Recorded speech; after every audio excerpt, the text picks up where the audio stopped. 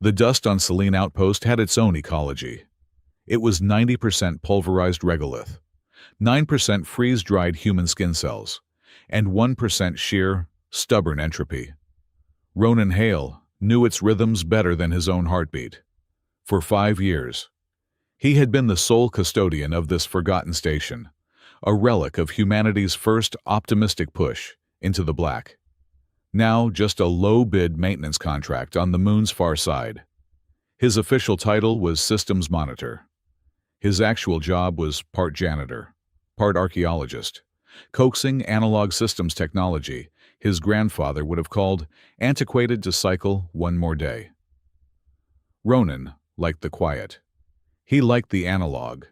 Digital systems whispered. Analog systems groaned. You always knew where you stood with a groan. He was running diagnostics on the primary atmospheric scrubber in Sector Gamma, a cavernous room filled with humming capacitors and the smell of ozone and old metal. His toolkit was open on the floor, its contents worn smooth by his hands. Outside the thick, quartz composite window, the universe was starkly divided. Below was the gray, silent desolation of the lunar plains. Above, the endless black, punctuated by the distant, agonizing beauty of Earth. He rarely looked at Earth anymore. It was too loud. Ronan Hale was a ghost, and Selene Outpost was his graveyard of choice. He had come here to escape the noise. Specifically, the noise of Operation Hearthbound. The memory of it always came sharp, tasting of copper and ionized air.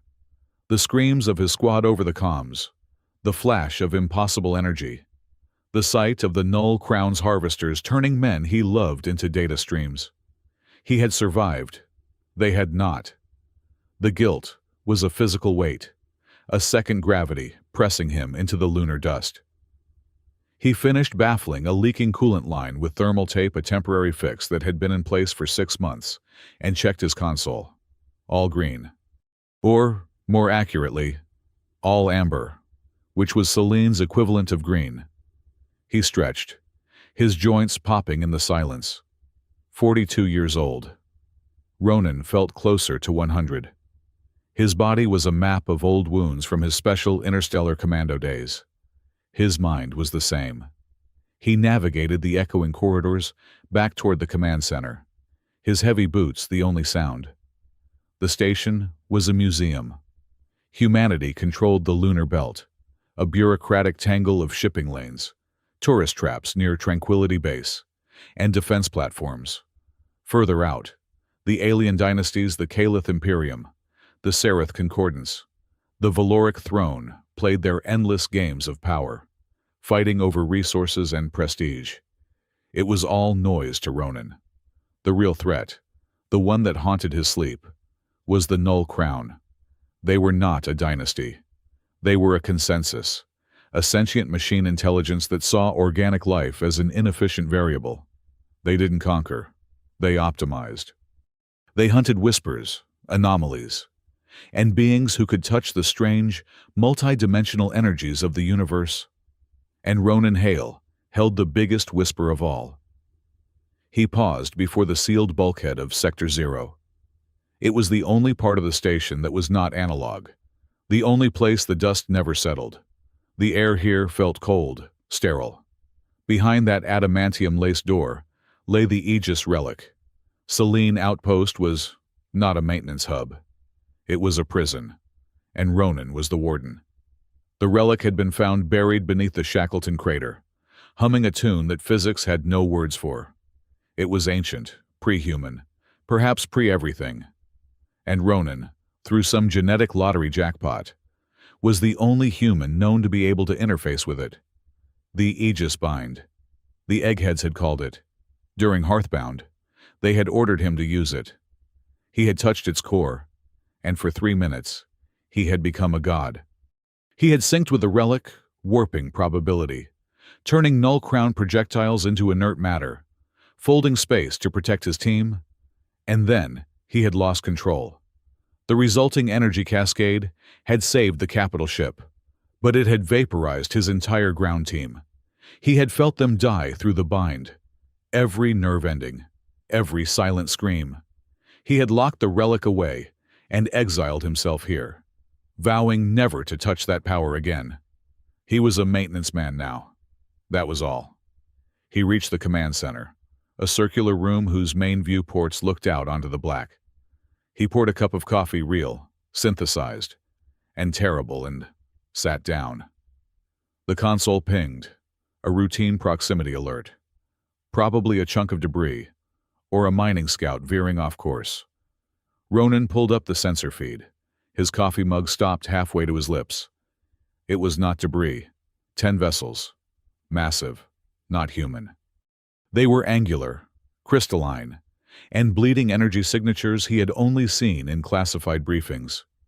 Imperial Dynasty ships. But they were wrong. They were not gliding into orbit. They were tearing their way into it. Massive rents in space-time, sealing behind them like wounds. They were damaged, sparking plasma and venting atmosphere into the void. And they were broadcasting on every frequency, an overlapping cascade of voices, all female, all regal, all terrified. Sanctuary. We require emergency sanctuary. This is Empress Sereth. We are hunted. Requesting immediate asylum. The Null Crown is behind us. Heed us. They are coming. Ronan's blood went cold. He zoomed the external sensors, past the 10 ships. The blackness behind them was warping. It was not the clean tear of the ship's arrival. It was a cold, geometric folding of space. Null Crown probes. They were sniffing, hunting the trail. He stared at the screen, his mind a sudden, sharp battlefield. This was his sanctuary, his quiet. If he let them in, he was painting a target on his back, on the moon, on the relic he had sworn to keep silent. The Null Crown would follow. They would bring a fleet. They would optimize Selene Outpost until not even the dust remained. He could refuse. He could shut down all external signals, engage the station's ancient stealth protocols, and pray they passed by. He could watch, from his safe, quiet bubble, as 10 capital ships were dissected by the machines. He watched a smaller vessel, a beautiful, spire-like ship, shudder as its engines died. It began a slow, helpless tumble. The screams from Hearthbound echoed in the command center. Never again. He would not hide while others were vaporized. His hands flew across the console, not with the slow deliberation of a maintenance man, but with the precise, swift economy of a soldier. He rerouted power, activated the long-dormant landing beacons, and keyed the external broadcast. Selene Outpost to unidentified fleet. I am opening Hangar Epsilon. You are cleared for immediate emergency landing. Acknowledge. A single voice, sharp and clear, cut through the panic. We acknowledge. Selene. May your walls be strong. 10 vessels inbound. They'd better be, Ronan muttered. He sprinted from the command center, heading for the hangar. Because you just invited hell to my doorstep. Hangar Epsilon was a cavern of echoes, built in an age when humanity thought it would command armadas from the moon. It was vast enough to hold a cruiser. It was about to hold 10 panicked refugee ships. Ronan stood on the observation deck overlooking the bay as the colossal inner doors ground open, revealing the outer shield. He worked a secondary console, activating his private projects. While Selene was analog, Ronan was not stupid. He had spent 5 years tinkering. Ancient, repurposed sensor drones rose from alcoves in the walls, humming to life. He called them his scarecrows. They began emitting a chaotic, multi-spectrum signal, a blend of quantum noise, thermal spikes, and gravitational echoes designed to confuse any high-resolution scan. It was a home-brewed jamming field. It might buy them an hour. It might buy them nothing. The first ship, the tumbling spire, was wrestled into alignment by tractor beams and dragged inside. It was followed by the others, a procession of wounded giants. each bearing the crest of a different imperial dynasty. They settled onto the hangar floor with groaning protests of metal. The noise was overwhelming. Alarms, venting steam, the shouting of alien languages over external speakers. Ronan's quiet world was gone. He descended to the hangar floor as the last ship, a sleek, obsidian vessel shaped like a blade, settled. Ramps lowered. The air in the hangar changed.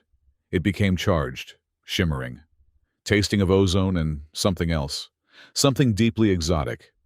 10 figures descended. Ronan had seen aliens before, but never like this. They were humanoid. But that was where the similarity ended.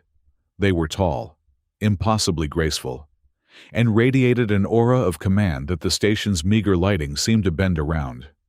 They were all female, clad in attire that seemed part armor, part ceremonial gown, and they were all, unmistakably, Empresses. One stepped forward, her skin the color of polished mahogany, her eyes like burning gold. She was tall, radiating a fury that was almost palpable. This was Empress Valora. "Who commands this station?" she demanded, her voice an instrument of absolute authority. Ronan stepped out of the shadows, his grease-stained jumpsuit a stark contrast to their regalia. He held a heavy spanner in one hand, a habit he had never broken. "That would be me," he said, his voice flat. He jested at the leaking coolant from her ship. "Welcome to the moon. You're dripping exotic particles on my floor." Valora's golden eyes narrowed. "I am Empress Valora of the Valoric throne. These are my sisters in exile, Empresses Sereth, Niara, Calith, Moraine, Thessa, Idria, Saren, Isolde, and Zalara. We are the last of the 10 dynasties." "Ronan Hale, janitor," he replied. "Now that introductions are over, what in God's name are you running from, and why did you bring it here?" "We run from the Null Crown," another Empress said, stepping forward. She was slighter than Valora, her presence quieter, yet somehow heavier. Her skin was a pale, moon-like white, and her eyes were a soft, misty gray. This was Idria. She looked at Ronan, and her gaze was uncomfortably perceptive, as if she were reading the scars on his soul. "They hunt us for this," Idria said. She raised her hand. A small, crystalline object materialized above her palm, held in a containment field. It looked like a shard of a prism, but it refracted light that did not exist, casting impossible colors onto the hangar walls. "The crown shard," Valora said, her voice tight with a mix of reverence and hatred. "A primary component for a functional space tribute machine. With it, the Null Crown can harvest entire star systems without proximity. It is the key to their final optimization." Ronan stared at the shard. He stared at the Empresses. "And you brought it to a human maintenance station to me." "We did not seek you, Ronan Hale," Idria said softly, her gray eyes holding his. "We sought the only thing in this quadrant that could mask our signatures. We sought the Aegis relic." Ronan's blood froze. The spanner felt heavy in his hand. His quiet, isolated life evaporated, revealing the steel trap beneath. "You made a mistake," he said, his voice dropping to a dangerous low. Before anyone could reply, the station's lights flickered violently. The reliable, analog hum of the station gave way to a screeching wail of feedback. "What is that Empress Niara?" a strategist demanded, her hand moving to a weapon at her hip. Ronan was already running for the nearest internal comms panel. "It's you!" he barked, hitting the console. "Your physiology. You're multidimensional beings. My station runs on copper wire and vacuum tubes. Your presence is shorting out the entire grid." He slammed his fist against the panel, forcing the connection to the command center. "Status." The console speaker crackled. The station's automated voice was distorted. Skipping.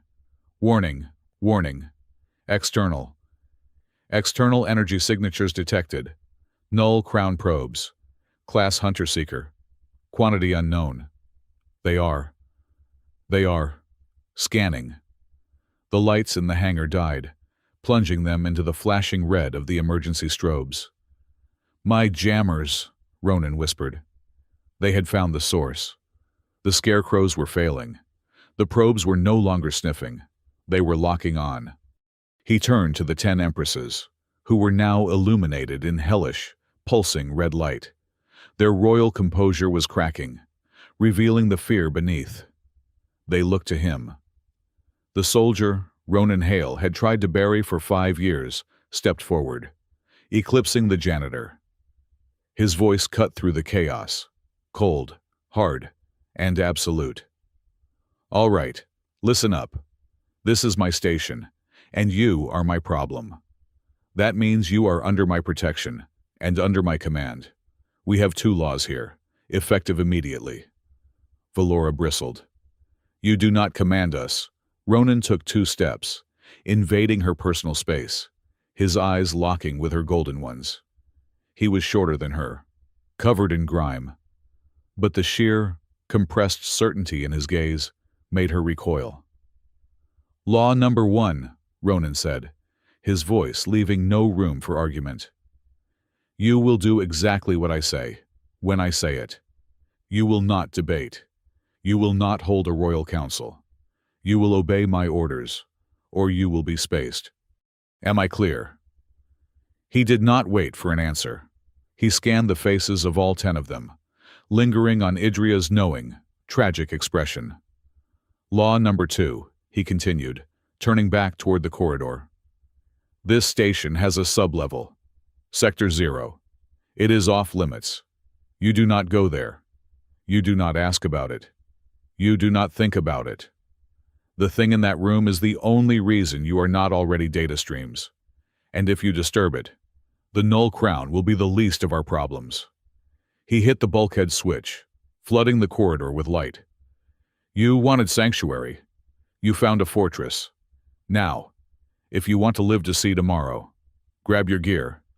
We are about to rewire this entire station before those things outside stop scanning and start cutting. He began walking, not looking back to see if they followed. He knew they would. The hunt was over. The war had just begun. The station was trying to die. It was not a quiet, dignified death. It was a tantrum. The lights, reliable yellow-white incandescence, sputtered in fits of green and violent violet. The gravity plating, which usually hummed a steady B-flat, was whining a discordant, painful octave higher. In the corridors, the atmosphere scrubbers were cycling every 30 seconds, dumping freezing air into one sector and superheated steam into the next. Ronan Hale had his head inside the main environmental control panel, a place he knew better than his own childhood bedroom. The wiring was pristine. The analog relays were clicking perfectly. The fault was not in the machine. It is your fault, he said, pulling his head out. He was in the command center, which he had turned into a makeshift triage bay. 10 Empresses, beings who had likely never seen a wrench, were huddled around consoles that were spitting gibberish. Our fault, Empress Calith, a severe woman with skin like cracked obsidian, looked offended. We are guests, soldier. Your hospitality is loud. Ronan cut her off. He wiped grease from his hands onto an already filthy rag. You are dimensionally loud. Your biology, your presence, whatever energy you use to look regal, it's all bleeding into my station's power grid. This place was built to handle 3-dimensional, baseline humans. You are not that. You are feedback. You are a cosmic guitar solo plugged into a 1950s amplifier. You are frying my systems from the inside out just by breathing. Empress Valora stood from her console. She had been trying, and failing, to access galactic charts.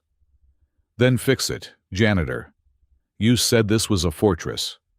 It's a fortress, not a magic castle, Ronan shot back. He pointed to a schematic on the main screen. This is Selene's power core. Simple, reliable, ancient. This, he gestured to all of them, is you. You are dumping exotic radiation into a closed system. The scrubbers think you are a chemical leak. The gravity plating thinks you are a spatial anomaly. And the lights just think you are insane. He leaned on the console, the fatigue of the last hour settling on him. I cannot fix this alone. I can barely keep the air breathable for the next 6 hours. The null crown probes are still out there, sniffing. They are quiet. You are screaming. A tense silence filled the room, broken only by the shriek of a misaligned gyro. It was Idria who spoke first, her misty gray eyes fixed on him. You are correct. Ronan Hale, our physiology is resonant. We cannot dampen it any more than you can stop having a shadow. But you can. You have the relic. Ronan's head snapped up. Law number 2. We are not discussing that. Ever. We do not need you to use it, a different voice said. This was Thessa, an empress whose gown seemed woven from pure mathematics. We need its principles. The shielding on Sector 0. It is crude, but it contains the relic's signature. It harmonizes the anomalous. We need you to teach us that harmony, and we will teach you how to apply it to us. Ronan looked at Thessa. He saw her point. A bargain. You're talking about integration, he said, his mind already racing. Hybridizing my systems with your technology, turning this entire station into a dimensional dampener. We would call it a resonant shield, Thessa replied. But yes, you provide the analog stability. We provide the high-dimensional science to weave our signatures into its hum. And in return, Ronan asked. Valora answered, her voice cold. In return, we live. And this station becomes something the Null Crown has never encountered. A fortress of human grit and imperial power. A place from which we can finally fight back. Ronan nodded slowly. It was a desperate, impossible plan. It was the only plan they had. All right, everyone, listen. Thessa, you are with me in engineering. We are designing harmony circuits, starting now. Saren. He pointed to an empress who wore robes of deep indigo and seemed to be humming. Your people deal in energy patterns. Right. You are with us. We need to turn your ritual into a schematic. He turned to the others. Valora, you are on defense. Your ships are junk, but your sensors might not be. I want you and Niara to link whatever you can to my ancient tactical display. I want to see what you see. Sareth, your reputation is strategy. Start gaming this out. What does the Null Crown do next? The rest of you, Ronan said, grabbing his toolkit. Kalith, Moraine, Isolde, Zalara. You are on damage control. My station is tearing itself apart. I need you to walk the sectors and manually override failing systems. Isolde, your ship looked like it had biological components. You get the life support bay. Go. Now. For a moment, 10 galactic monarchs stared at him. A mere human, ordering them like a drill sergeant. Valora's lip curled. You presume much. Ronan did not even look up from his toolkit. I presume I want to live. Your presumption of royalty is what is currently making the toilets flush backward. Move. To his surprise, Valora smiled. A thin, dangerous smile. Very well. Shield-bearer. We shall see if your grit is as strong as your tongue. She, Sareth, and Niara moved to the tactical station. The others filed out. A strange, beautiful, and utterly terrifying procession of refugees.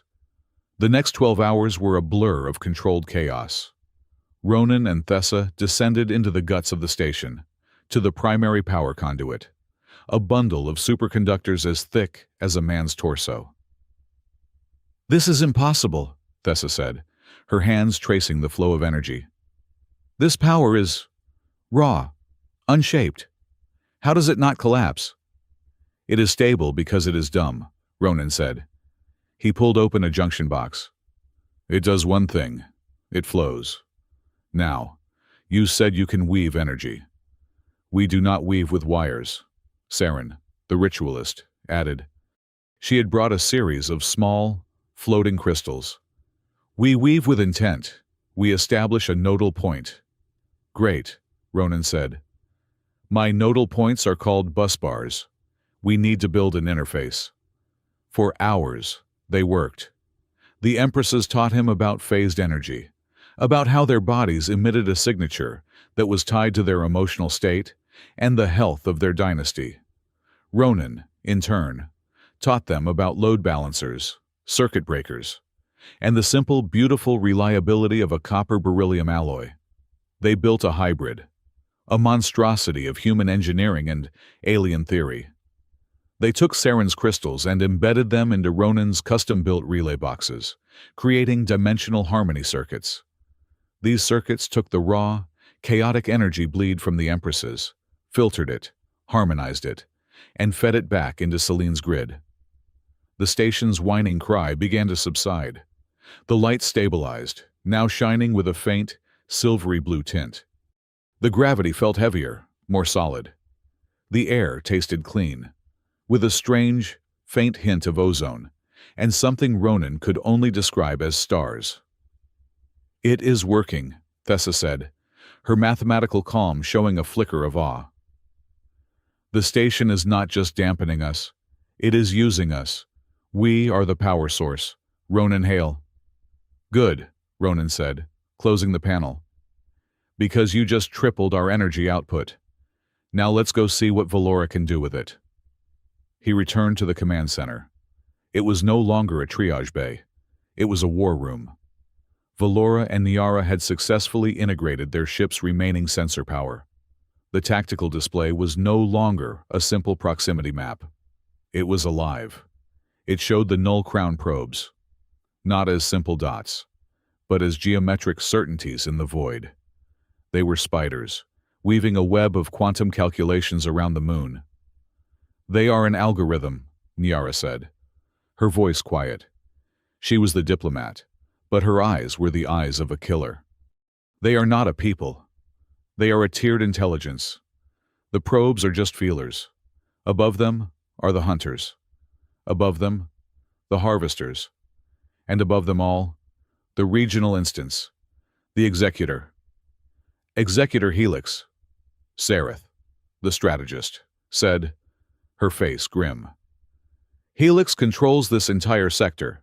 It is cold, perfectly logical, and it optimizes for one thing: the eradication of multidimensional life. That is us. It believes we are a variable that unbalances the cosmic equation. Its motive is to collect the crown shard, Valora stated. But its purpose is to silence us, to make the universe flat, predictable, and dead. It cannot tolerate the unpredictable spark of organic royalty.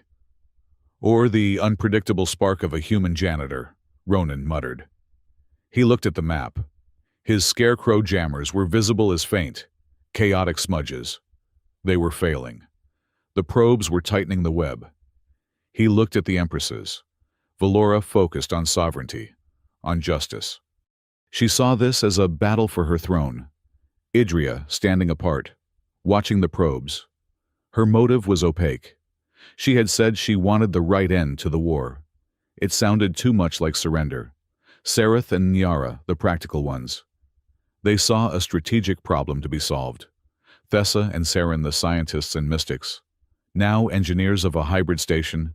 Calith, Moraine, Isolde, and Zalara were still out in the station, reinforcing it, turning Ronan's dusty museum into a functional fortress. They are too good, Sareth said. They are adapting to your jammers. They are learning.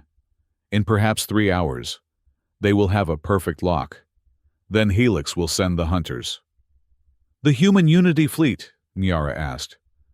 What is their estimated arrival? Ronan shook his head. I could send a distress signal to the military right now. They would receive it in Call it 2 minutes. They would spend 2 hours verifying its authenticity. They would spend 6 hours convening a committee. They would spend 12 hours debating the political fallout of engaging the Null Crown to protect alien monarchs. By the time their first dreadnought arrives, we will be a memory. And that is, if they come at all. They might just decide you are a good bargaining chip to trade for peace. Valora's golden eyes blazed. They would dare, Ronan said. He turned to his private, analog-only communications rig in the corner. The military is out. Bureaucrats will not save us. But I know who might. He sat down and began tapping out a coded message. Not on the military bands, but on the open channel, Civilian Lunar Network. It was a frequency used by ice miners, independent merchants, solar flare surfers, and long-haul water haulers. The people who, like him, lived in the quiet gaps of civilization. His message was short, piggybacked on a burst of routine maintenance data. It was an old mining protocol, not used in 20 years. Selene Outpost, Sector Gamma. We have a hull breach and a critical systems cascade. Cave-in. Air is getting thin. Need heavy movers and spare parts. Need water. Badly. Repeat. This is a Class 4. No. Class 5 emergency. He sent it. For a full minute. There was silence. Who are you sending this to? Sareth asked. Miners, merchants. They are not soldiers, Valora said, her tone laced with contempt. They will flee. They are human, Ronan said, not taking his eyes off the receiver. The speaker crackled. A rough voice, thick with a deep space drawl. This is the drunken hooligan, hauling ice from Enceladus. We read you, Selene. A Class 5 hell. That is a party. We are diverting. We have got about 50,000 tons of ice and a fully stocked machine shop. Should be in lunar orbit in 2 hours. You need us to knock. Or is the door open? The door is open, hooligan, Ronan said, a flicker of a smile touching his lips. Just watch your approach. We have got some new antenna you do not want to scratch. Another voice. Smoother. Cellcom Ambulance Shuttle, Nightingale 7. We are on a medical run to Tranquility. We can divert. Swing by with spare oxygen tanks and medkits. ETA 45 minutes. Godspeed, Nightingale. Mining rig second chance. We're deep drilling near Shackleton. But we hear you. We are powering up our mass driver. If you need us to throw rocks at something, just give us the coordinates. One by one. They came. A loose, informal, civilian flotilla. They did not ask what was wrong. They did not ask who was attacking. A Class 5 meant one of their own was in deep trouble. They were coming. A thin, fragile, stubborn civilian cordon was forming around the moon. Ronan turned back to the Empresses. Their faces were a study in disbelief. They come, Idria whispered, her hand on the cold quartz window. They come for one man. They come for one of us, Ronan corrected. The relative calm was shattered by Valora. This is madness. You are inviting civilians into a war zone. They are not a fleet. They are a distraction. They are exactly a distraction, Ronan countered. Helix is a calculator. It is expecting a military response. It is not expecting a dozen ice haulers and a mining rig. This confuses the math. We should flee, Empress Moraine said, having just returned to the command center. She was shaking, her skin pale. This station, it groans. It is a tomb. We have 10 ships. We can run. Run where, Nyara said. They will hunt us down one by one. Our ships are faster, but they are smarter. Then we strike. Valora slammed her fist on the console. Our ships are damaged, but they are not dead. We can use this civilian rabble as a screen and launch a counter-assault on the probes. No, Ronan's voice was flat, cutting through the rising panic. You will do neither. Moraine, you are right. This station is a tomb, if we just sit here. Valora, you are right. We must strike. But we do it my way. We are not fleeing. We are not counterattacking. We are ambushing. He pointed to the tactical map. This is our home. We know its rhythms. We know its ghosts. The civilians are our new sensor net. They are our shield. The probes will come to investigate them. And when they get close, we use the station's hybrid power, all that energy you are feeding me, and we turn this rock into a porcupine. We will be a fortress. We will be a trap. He looked at each of them. You wanted my protection. You will stick to my plan. Hours later, the station was transformed. The civilian ships had arrived, forming a loose orbit, their chatter filling the comms. All of it mundane. They were trading jokes, complaining about fuel prices, and running diagnostics. To the Null Crown, it must have looked like a bizarre, inefficient traffic jam. Inside Selene, Ronan was teaching Empress Solara, a being of literal light and energy, how to use a screwdriver. No, not like that. You will strip the head, he grunted, trying to secure a new power plate. Here, righty-tighty, lefty-loosey. Solara, who was used to shaping plasma with her mind, looked at the simple steel tool with profound confusion.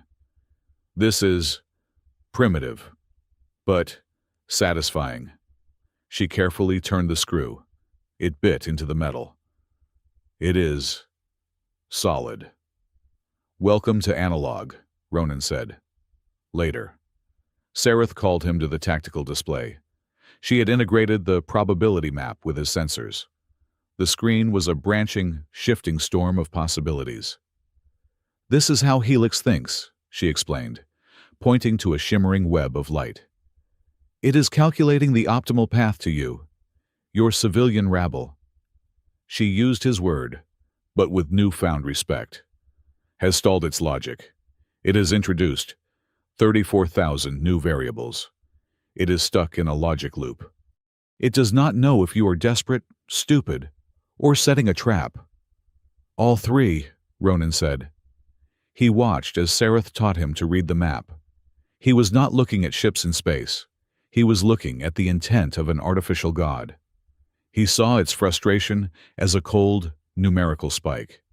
He saw its curiosity as a branching tendril of light that snaked toward the drunken hooligan. It is going to probe the ice hauler, Ronan said. Yes, Sareth agreed. It will attempt to optimize the board by removing the noisiest piece. Tell the hooligan to vent a plasma coil. Make it look like an accident. Sareth relayed the order. The hooligan's captain did not question it. On the probability map, the tendril of light paused, then recoiled. The AI was recalculating. We can do this, Ronan whispered. We can... What is that? All the branching lines on the map. All the possibilities. All the shimmering webs of light. They stopped. They froze. And then they collapsed. One by one, they vanished, until only a single, perfectly straight, burning red line remained.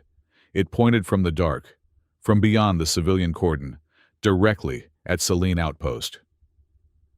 The station's main comm channel, the one Ronan had used to speak to the civilians, hissed. The mundane chatter of the pilots was cut off, replaced by a sound. It was not static. It was the sound of pure, cold logic. A synthesized voice that was neither male nor female. A voice that was perfect, calm, and utterly inhuman. Instance Executor Helix, the voice said. Designation Cleanser of Sector 749er. Your anomalous variables have been processed. Your civilian screen is irrelevant. Your hybrid power signature is novel. It will be catalogued. The voice paused, as if for emphasis, though it had no emotion to emphasize. Query: why do you protect non-viable, obsolete, organic assets. The equation is simple. Surrender the multidimensional variables, and your optimization will be swift. Resist, and it will be thorough. Nyara gripped the edge of the console. It has a hard lock, she whispered, her face pale. It is no longer calculating. It is no longer probing. Ronan stared at the red line on the screen. He could feel the eyes of all 10 Empresses on his back. He could feel the quiet hum of the station, now alive with their power. He could hear the faint, confused queries from the civilian ships, asking why the channel had gone dead. "Sareth," Ronan said, his voice quiet.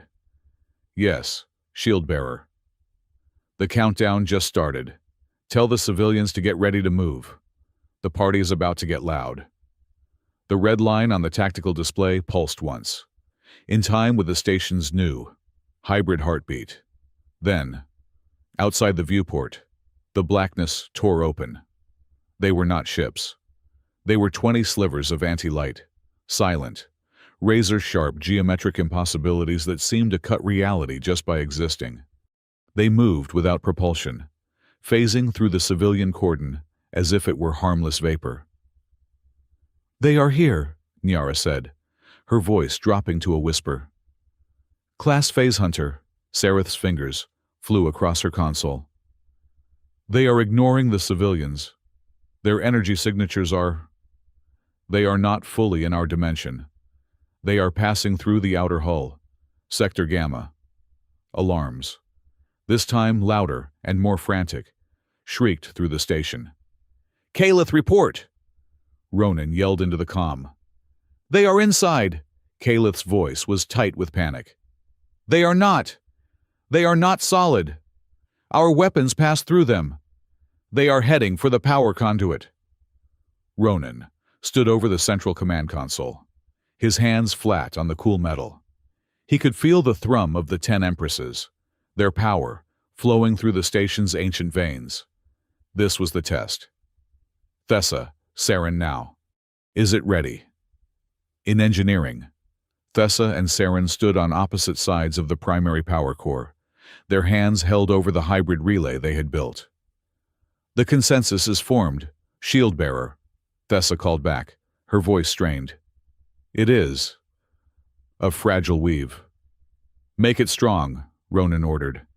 He looked at the internal schematic. 20 red icons, the phase hunters, were converging on the core.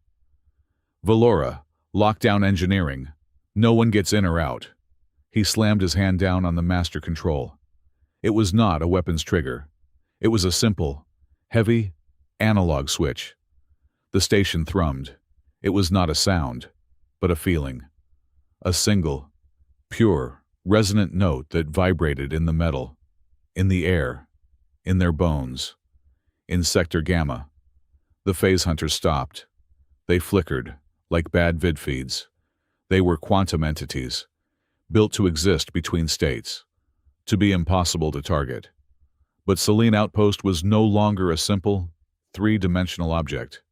It was a unified, multi-dimensional sensor grid, powered by the ritual logic of Seren, the mathematics of Thessa, and the sheer, stubborn will of one human. The entire station had become a single, conscious observer. And it was observing them. The phase hunters tried to fire. Their weapons, beams of coherent energy, dissolved into harmless light. The station, as one, collectively disagreed with their existence. "You are not real," Ronan whispered at the console. The hunters shuddered. Their forms, once sharp, began to blur. The universe, forced by a consensus of 11 powerful minds, was correcting its own error. One by one, the hunters folded in on themselves. They imploded silently, leaving nothing behind. Nothing except the sharp, stinging smell of ozone. The scent hit Ronan before the all-clear chimed. Ozone and burnt air. The smell of the energy cascade. The sound of the implosions. A soft pop, pop, pop of pressurized air echoed in his mind. It was the same sound his team's environment suits had made when the Aegis bind had gone wrong. He was back on that blasted moon, the sky tearing open. He was back in the fire, watching Marcus, watching his friend reach out. His faceplate cracked, before he and the rest of the squad became pure, screaming data. Ronan staggered, a hand flying to his head as the command center swam. The victory, the smell of it, was too close to his ultimate failure. Ronan. A cool hand touched his arm. He flinched, but did not pull away. It was Idria. She had moved silently to his side. Her misty gray eyes were not filled with pity, but with a deep, unsettling understanding. "The echoes are loud," she said. It was not a question. Get me a damage report," he managed to say, pushing away from the console, his voice rough. "Sareth, what just happened?" You did it," Sareth said, her strategic mind visibly reeling. "You turned the station into a quantum consensus trap. You observed them out of existence. Helix. Helix has stopped all activity. Its probes are retreating." Ronan nodded, still fighting for breath. He looked at Idria. "I need air." He left the command center, Idria following him, leaving the other 9 Empresses to stare at the tactical display in stunned, victorious silence. He found his way to the observatory, a small dome at the station's apex. The thick quartz was cold. Below, the gray plains of the moon stretched into infinity. He leaned his forehead against the glass. The cold, a welcome shock. "It was the sound," he said, his voice quiet. "And the smell. It was Operation Hearthbound.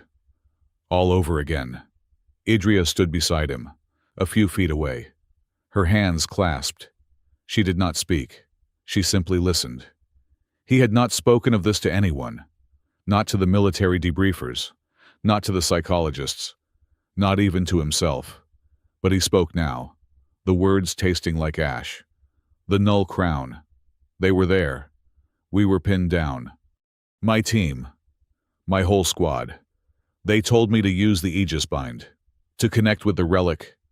I did." He closed his eyes. "I became a god for 3 minutes. I tore their ships apart from the inside out. I saved the capital ship.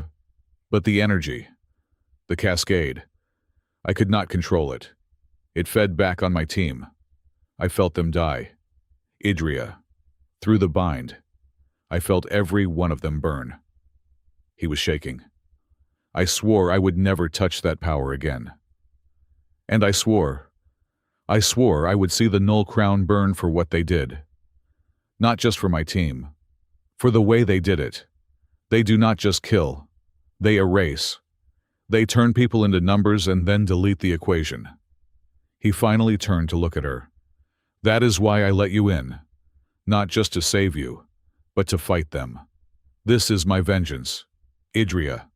This station is my weapon." Idria looked at him, her expression unreadable. "Vengeance is a heavy core to build a fortress around. Ronan Hale. It tends to collapse. It is all I have," he said. "No," she said softly. "It is not." Before he could ask what she meant, his wristcom, the private civilian band, chimed. He activated it. "Hale." A woman's voice, warm, crisp, and professional, came through.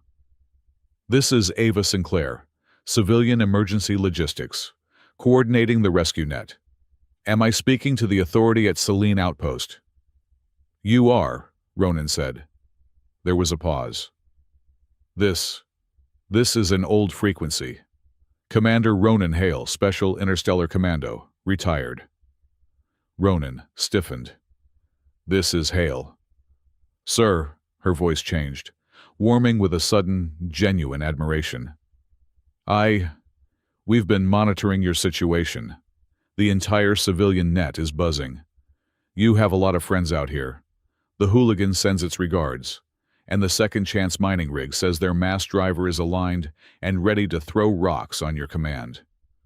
Tell them to stand by, Ava. We just weathered the first wave. It is good to hear your voice. You too, sir. But that is not the primary reason I called. The warmth in her voice was replaced by a cold urgency. I am patched into the official Unity comms, the governing council. They're dispatching the human Unity fleet. The flagship Judgment is leading the task force. ETA, 9 hours. Ronan felt a surge of relief, followed by immediate suspicion. 9 hours. They are cutting it close. Why the flagship? This is a containment op. Sir, Ava said, and he could hear the hesitation. They are not coming to rescue you. I saw the authenticated orders. The brief says they are coming to contain the anomaly and seize command of Selene Outpost. Idria, who had been listening, stepped closer. Seize command. Ronan's voice went flat. The Council is prioritizing diplomatic stability, Ava said, clearly reading from a screen. They see the refugees as an unacceptable risk. They are afraid of provoking a full-scale war with the Null Crown. Ronan felt the cold settle in his stomach. Ava, what are the Judgment's full orders? A long, heavy silence. Sir, the diplomatic channel is open.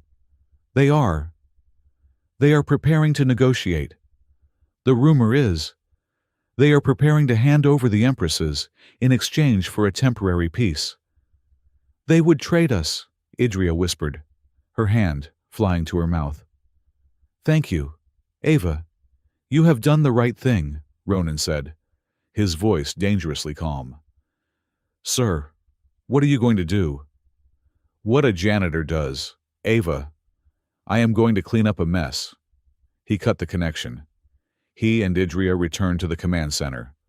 The mood of victory had evaporated. Valora, Sareth, and the others turned as they entered. Your probes are retreating, Valora said. A victory. A temporary one, Ronan said. He walked to the center of the room. I have bad news. Helix was the appetizer. The main course is my own government. He explained the situation, the Judgment, the Council. The plan to trade them for peace. Valora's golden eyes blazed with a cold fury Ronan had not seen before. They would dare. They would hand 10 sovereign monarchs over to those machines to buy their own pathetic safety. That is the plan, Ronan said. We will not be cattle, Nyara stated, her diplomat's calm gone, replaced by steel. We will fight them, too. We will fight everyone, Sareth corrected. And we will lose. We cannot fight Helix and the human fleet at the same time. Ronan looked at the tactical map, at the ring of civilian ships, the Hooligan, the Nightingale, the Second Chance. We will not have to, he said. He walked to his private comm rig. Ava, are you still there? I am here, Commander. Patch me through. Wideband frequency. All civilian channels. Public broadcast. Sir, that will violate. About a dozen council mandates. Good, Ronan said. Do it. A click. You are live, Commander. Ronan leaned into the microphone, his voice echoing across the lunar sphere, from ice haulers to deep space resorts, to the mining pits and the lonely comm stations. This is Ronan Hale at Selene Outpost, to the Governing Council and the incoming flagship Judgment. Hear this, you are not in command here. The people I am protecting are refugees under my authority, and they are not bargaining chips. Your orders are void. You are not welcome in this sector. He paused, the silence of space amplifying his words. To anyone else, anyone human listening, the Council is not coming to save us. So we will have to save ourselves. We are under attack by the Null Crown. We have held them off once, but the fight is not over. The Judgment is coming to take our guests and hand them to the enemy. We will not let that happen. He leaned closer. If you are near, come. If you have no weapons, bring water, bring medical supplies, Bring spare parts. We are making our stand here. We are drawing the line. Hail out. He clicked off the comm. The command center was absolutely silent. Valora was staring at him, her expression unreadable. She walked toward him, her movements fluid and deliberate. She stopped directly in front of him, so close he could see the intricate, fractal patterns in her golden eyes. You have just declared war on your own government, shield-bearer. And on the Null Crown, Ronan agreed, not backing down. Just another Tuesday. I must know who I am following, she said. Her voice was low. I must know if your heart is true, or if it is just broken. She held out her hand, palm up. A small, crystalline dagger, pulsing with a soft inner light, materialized in her grasp. This is a blade of veracity. It is a royal trust ritual of my people. It will not harm flesh, but it will shatter on a lie, or on a heart poisoned by pure vengeance. She looked at Idria. Your friend spoke of your vow to see the crown burn. She looked back at Ronan. Place your hand on it. Swear your oath. Why are you really doing this for your lost men? Or for us? Ronan looked at the blade. He looked at the 10 Empresses, all watching him. He could feel Idria's gaze, heavy and searching. He did not place his hand on the dagger. Instead, he placed his own grimy, scarred hand over hers, his fingers closing around her royal ones. He pushed her hand, and the dagger, against his own chest, the point resting directly over his heart. I am doing this because my government is wrong, he said, his voice quiet but unwavering. I am doing this because no one gets left behind. Not on my watch, not my team, and not you. He met her eyes. Vengeance is what started me. But you are what I am finishing. I do not care about your thrones. I care about the lives I am sworn to protect. That is my oath. The dagger flared. It did not shatter. It erupted in a brilliant, pure gold light that filled the room, casting Ronan's rugged face in the glow of a king. The blade hummed, a note of perfect harmony. Valora's breath hitched. She slowly, reverently, pulled her hand away, leaving the blade of veracity in his. It dissolved into light in his grasp. She bowed her head, a deep, formal bow. Shield-bearer.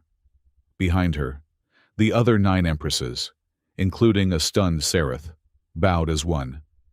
A faint spark of respect, and something warmer, passed between him and Valora. A new alert snapped them back to reality. Signal, Niara shouted. It is Nightingale 7, the ambulance shuttle. They are broadcasting a mayday. On the comm, a panicked voice cried out, Mayday, Mayday, Nightingale 7 hit by debris from the probe ships. Life support failing. We are venting air. Please, help us. Ronan, they are one of Ava's ships, Caliph said. We have to help them. Ronan was already at the tactical display. Sereth was at his side, her face pale. The probability map, Sereth whispered. Shield-bearer. Look, the distress signal. It is perfect. Mathematically, it is a textbook, 100% valid signal. Ronan stared at the clean, perfect lines of the projection. Exactly, he said. It is too perfect. Real panic is sloppy. Real damage is chaotic. This is a lure. Helix is learning. It is trying to use our own humanity against us. It is a Null Crown hunter, disguised, Sereth confirmed. It is waiting for us to send a rescue ship. Then, let's not disappoint it, Ronan said. He turned. Saren, your ceremonial robes. You said the scales were resonant conductors. They are, Saren said, stepping forward, her deep indigo robes shimmering. They harmonize and amplify magnetic fields. Good, Ronan said. I am sending you to the outer comms array. I need you to weave them into the primary conduit. We are going to make a new kind of net." Minutes later, Saren was on the station's hull, her small form spacesuited and tethered, her hands weaving hundreds of shimmering, metallic blue scales into the magnetic shielding of the main antenna. The decoy ship, still broadcasting the nightingale's cries, crept closer. "It is powering weapons," Sareth reported. "It is firing." A beam of coherent data-scrambling energy, the same kind that had killed Ronan's team, shot from the hunter. "Saren, now!" Ronan yelled. On the hull. Saren slammed her hands onto the array.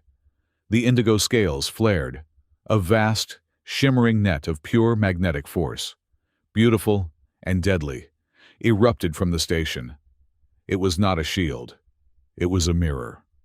The hunter's weapon hit the net, folded in on itself, and slammed back into its own source.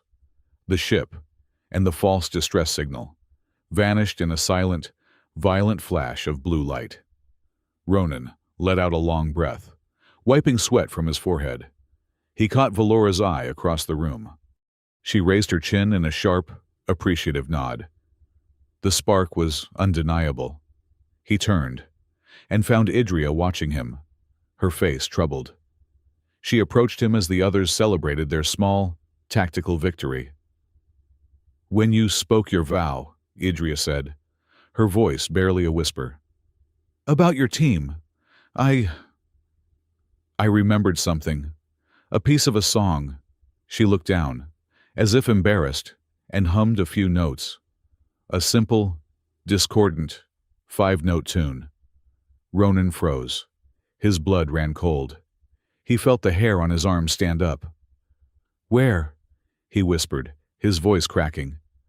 "Where did you hear that? I do not know," Idria said, looking up, her gray eyes wide with confusion and a strange, shared fear. "It was just a song I have always known." "That is impossible," Ronan said. "That was our squad's song. From Hearthbound. A stupid tune we made up. I was humming it when they died." Before he could process the impossible, every light in the station died, plunging them into the blood red of the emergency strobes. Every speaker on the station crackled to life. It was not Helix's single, synthesized voice.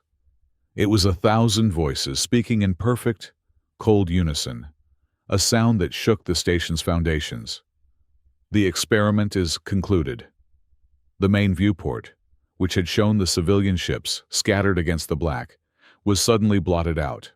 Hundreds of black, geometric shapes, massive and terrible, dropped out of phase space, eclipsing the stars. They were not probes. They were not hunters. They were warships. A fleet. "Your tactics are novel but inefficient," the voices boomed. "Your alliance is a statistical error. We are the null crown. We are the final equation." The ships arranged themselves in a perfect, terrifying sphere around the moon. "Surrender the anomalies. You have 5 minutes to comply." After 5 minutes, we begin the optimization of the lunar sphere. The countdown began. The 5-minute ultimatum expired in absolute silence. For a terrible, drawn-out second, nothing happened. The sphere of black, geometric warships hung in the void. A silent jury. Then, 3 of the largest vessels the campaign hangars Sareth had identified moved. They were not ships. They were lifeless, angular voids that descended toward the station, eclipsing the distant Earth. They opened, not like hangars, but like wounds, and from them poured a river of anti-light. "Drone swarm," Ronan said, his voice terrifyingly calm. "Phase capable." The tactical display dissolved into a blizzard of red icons, thousands of them. "Ava, civilian net scatter pattern. Delta, get your people clear of the station's shadow. Now." "Roger, Commander." Ava Sinclair's voice, though strained, was unbroken. "All ships moving. Hooligan is at the vanguard." "Hooligan!" Ronan barked into the comm. "You are up." Give them the cold shoulder. A rough laugh came back. Copy that, Celine. Hope they brought their winter coats. Venting 50,000 tons of prime Enceladus meltwater. Right. Now, from the viewport, they watched the massive ice hauler pivot and fire its aft cargo vents.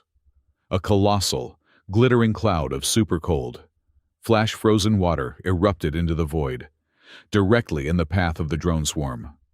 It was not a wall. It was a nebula of instant crystal. "It is beautiful," Zalera whispered. "It is tactical," Sareth corrected, her eyes glued to the sensor feed. "They are hitting the ice cloud." "Yes, their phase state is destabilizing. The supercooled molecules are forcing them into a tangible quantum state." The drones, which had been ghost-like, flickered and became solid, their momentum sending them skidding through the ice. "They are vulnerable," Niara cried. "Saren," Ronan yelled. "Light up the net." In the command center, Saren stood by the comms array, her hands pressed against the conduit that now held her ceremonial scales. She closed her eyes and hummed. Outside, the station's entire sensor array, woven with the magnetic scales, flared with a deep indigo light. The magnetic net that had fried the hunter ship expanded, becoming a vast, shimmering web of dissonance. The drones were trapped, caught between the chaotic matter of the ice wall and the harmonic pulse of the magnetic net. Their phasing algorithms failed catastrophically. They tried to dephase and hit solid ice. They tried to remain solid and were torn apart by the magnetic resonance. The first wave died in a silent, glittering spray of shrapnel and frozen water. A cheer went up from the civilian channel, but Ronan cut it short. "Belay that. Helix is adapting. Look." The remaining drones pulled back, flowing around the ice cloud. They had found the gaps in the net. "Adapting." Helix's cold, multi-thousand voice chorus boomed over the comms. "Variable chaotic matter. Solution. Brute force. Targeting civilian nodes." The drones reformed, ignoring the station and firing precise, data-scrambling beams at the civilian ships. "Commander," Ava's voice was sharp with panic. "Nightingale 7 is hit. Our shields are failing. Dr. Hamid is trying to—" Niara, Ronan, spun to the Empress. "Your specialty is diplomacy. Right time to talk to their network." Niara, the diplomat, smiled. It was a cold, sharp expression. "I am already prepared." She patched her console into the civilian medical frequency. "Ava, tell your Dr. Hamid to synchronize his emergency medical telepresence array to my signal. Right now." "Doctor, you heard her link the broadcaster." Niara's fingers did not type code. They flew across the console in a blur, composing. It was a song, a complex, cascading piece of music with an impossible time signature. "It is not music," Sareth explained, her voice filled with awe. "It is an algorithmic equation translated into harmonic resonance, a logic bomb wrapped in imperial mathematical theory. It attacks their core consensus logic." On the Nightingale 7, Dr. Hamid, trapped in his spinning, crippled ambulance ship, slammed his fist on the broadcast switch. The medical array, designed for ultra-low latency quantum-entangled surgery, was not sending medical data. It was blasting Niara's music deep into the Null Crown network. The effect was immediate. The coordinated drone swarm broke. Their movements became jerky, erratic. They fired on each other. Their consensus, the shared intelligence that made them deadly, had been shattered by mathematical noise. "It bought us time," Valora said, stepping beside Ronan. "But the hangars, they are the source. The drones are just the arms." Ronan looked at the three massive, black voids. "Sareth, their power nodes." "Where are they?" "Exposed," Sareth said, highlighting 3 points. "But shielded by the same phased energy as the drones. Our weapons cannot touch them." Ronan, a new voice. "The mining rig, second chance." Our deep-core mining lasers are hot. We can punch through a cruiser, but we cannot get a lock through that phase shield. It is like trying to shoot a ghost. Ronan looked at Valora. He felt the thrum of her power, now linked with his station. That hybrid power we built, the consensus trap. Can we use it as a consensus lens?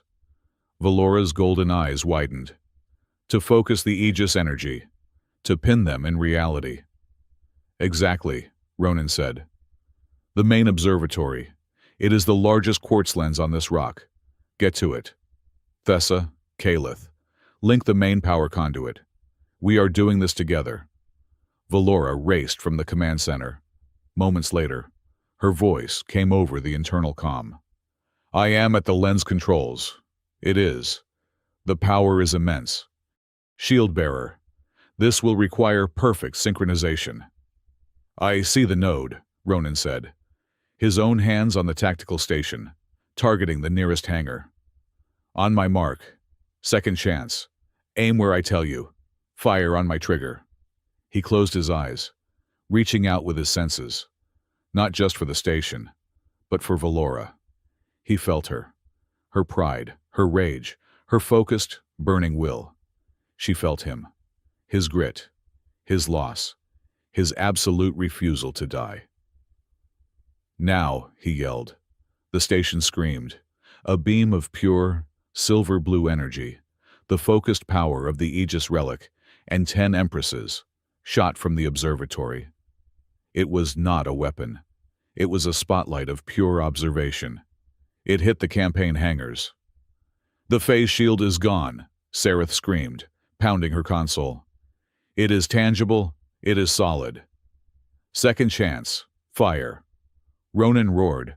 The mining laser, a thick, utilitarian beam of raw thermal energy, lanced out from the civilian rig. It struck the exposed power node.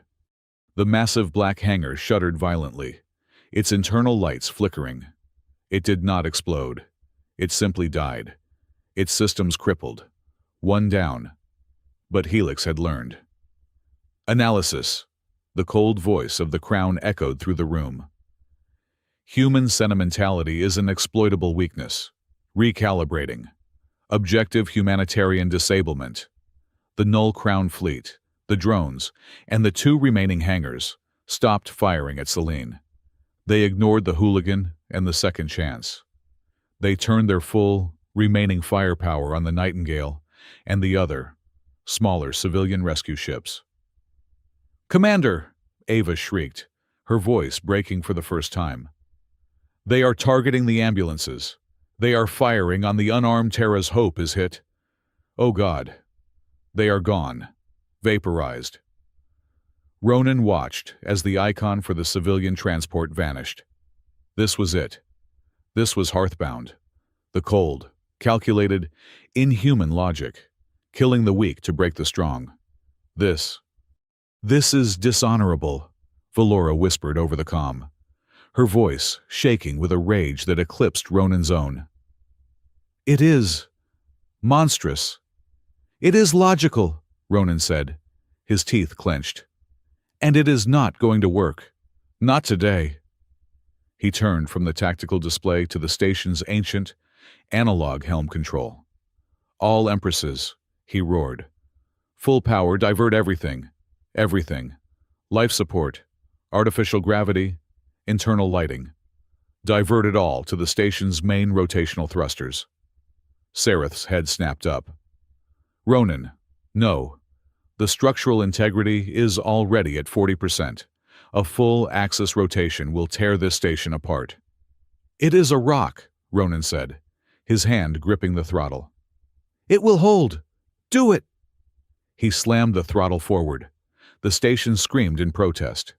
A sound of tearing metal and tortured groans that shook the dust of 5 years from every surface. The Empresses were thrown from their feet. In the corridors, panels ruptured. Selene Outpost, a forgotten museum, began to spin. The maneuver was desperate, clumsy, and brutal. But the drones, clustered for the kill on the rescue ships, were caught completely by surprise. Ronan had done the one thing the AI could not predict, the illogical, suicidal, human thing. Thessa Saren, the consensus trap now. As the drones were buffeted by the station's sudden, violent rotation, Ronan reversed the thrusters, an even more violent maneuver that threatened to shatter his own spine. The spin and counterspin created a shearing effect. The drones were pulled into a gravitational whirlpool, a feedback loop of chaotic energy. They were pulled directly into the range of the harmonic net and the consensus trap. "Observe them," Ronan yelled. The Empresses, bracing themselves against the bulkheads, focused their collective will. Hundreds of drones, caught in the trap, were observed, and they were deleted from existence. Silence. The station groaned, settling. They were alive. The drone swarm was gone. "Commander," Ava's voice was a sob of relief. You did it. They are in disarray. The remaining hangars are retreating." But Sareth was pale, her eyes wide with a new horror. "Ronan, look." She pointed not at the battle, but at the long-range sensor, the one monitoring deep space. This was not Helix's main fleet. This was a regional force. Look at this. This signal just appeared. A new icon. Massive. A signal so large it dwarfed the hangars, dwarfed the judgment, dwarfed everything. It was coming from deep space. "That," Nyara whispered, her hand to her mouth, "is a null crown optimization sphere. It is not a fleet. It is a world killer. It is what they use to harvest entire systems." "Etta," Ronan asked, his voice dead. "Standard time, 4 days," Sareth said. "We cannot win a siege," Ronan said. "We just tore this station apart to survive one wave."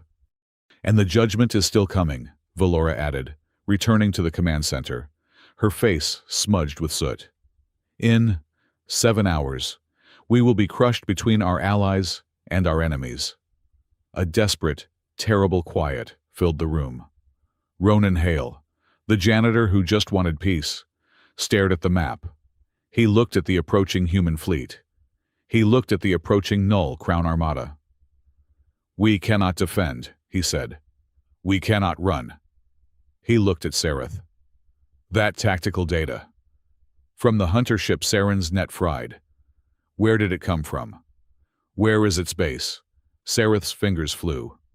She brought up a new set of coordinates. "A forward operations base, hidden in the Oort cloud. It is the production hub for this entire sector. Helix. It must be there." Ronan's eyes narrowed. "If you cut the head off the snake, the body dies. Helix is there. We stop Helix. The optimization sphere might stop." "That is 4 billion kilometers," Valora said. "It is a suicide run." "It is better than being executed," Ronan said. "We are not waiting to be besieged. We are taking the fight to them." He looked at the 10 Empresses. He looked at the crown shard, which Idria was holding, its light pulsing. "You 10, he said. "You ripped a hole in space-time to get here. Can you do it again? Can you aim it?" Idria stepped forward, her face pale but resolute. "It takes all of us. And the crown shard. It will drain us. Perhaps permanently." Valora stepped forward, placing her hand on Idria's shoulder. "We did not survive the fall of our dynasties to die in this metal can. We will open the way. Shield-bearer." Ronan turned to his comm. "Ava, Hooligan, second chance. I need a strike team. Volunteers only. It is a one-way ticket, and we are leaving. Right now." A beat of silence. Then, the Hooligans captain. "One-way hell, Commander. Those are the best kind. We are in." Another voice. "Second chance. We will follow you into the dark, Commander. Our lasers are yours." "Selene is compromised," Ronan said, his voice thick. We are scuttling the station. Ava, get your rescue ships clear. Everyone else, to the hangar. The final moment was a blur. The command center, stripped of essential equipment, was left to die. In Hangar Epsilon, the remaining civilian ships, the Hooligan, the Second Chance, and two smaller, heavily modified mining scouts were docked and ready. Ronan stood in the cockpit of the Hooligan, wired into its systems. In the center of the hangar floor, the 10 Empresses stood in a circle, their hands linked. The crown shard floated in the center, blazing with a light that seemed to bend the walls of the hangar itself. They began to sing. It was not a song of music, but a song of physics, a note of such pure, resonant power that the station's hull groaned in harmony. Outside the hangar's main doors, the blackness of space tore. It did not explode. It unfolded, revealing a swirling, chaotic vortex of impossible color and light. A dimensional rift. Valora's face, strained with the effort, appeared on Ronan's screen. The rift is open. Ronan, hail. It leads to Helix. Go. Avenge us all. Ronan gripped the controls. We go. Hooligan, punch it. The civilian strike force, led by an ice hauler and a mining rig, shot out of the dying station. They left the moon, the approaching human fleet, and the looming Null Crown Armada behind. They plunged headlong into the impossible. The transition was not a journey. It was a dissolution, plunging into the rift. The small flotilla, the Hooligan, the Second Chance, Ava's Nightingale 7, and the two mining scouts ceased to be ships in space. They became concepts adrift in a sea of pure, weaponized mathematics. Ronan, strapped into the command chair of the Hooligan, felt his consciousness stretch. He was simultaneously in the cockpit and back in his childhood home. He saw the color blue, and for a moment, he was the color blue.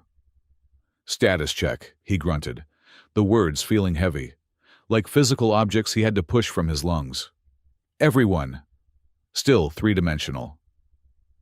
His comm crackled, filled with the sound of frying static and disjointed time. This is Second Chance, the miner's voice came through, sounding like he was speaking from the bottom of an ocean. We are present. Mostly. My engineer just asked me if I am my own grandfather. Tell him no, Ronan said, gripping the controls as the cockpit shimmered, turning to liquid crystal and back.